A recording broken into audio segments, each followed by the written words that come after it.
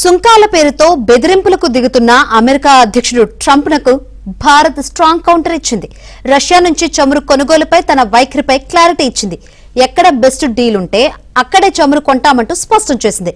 ప్రపంచంలో ఎక్కడ best deal ఉంటే అక్కడే చమురు కొంటామని రష్యాలోని భారత రాయబారి వినయ్ కుమార్ స్పష్టం చేశారు.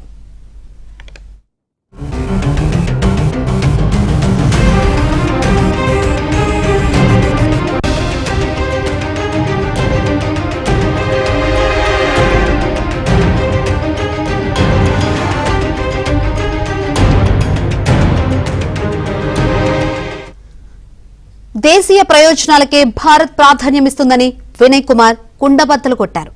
భారత్లోని 1.4 బిలియన్ల ప్రజల ఇంధన భద్రత భారత్ లక్ష్యమన్నారు. భారత్ విషయంలో వాషింగ్టన్ నిర్ణయం అన్యాయం, అసమంజసమైనదని, రష్యాతో అమెరికా సహా పలు యూరప్ దేశాలు వ్యాపారం చేస్తున్నాయని, వాటిపై మాత్రం ఎందుకు సుంకాలు విధించలేదని వినయ్ కుమార్ ప్రశ్నించారు.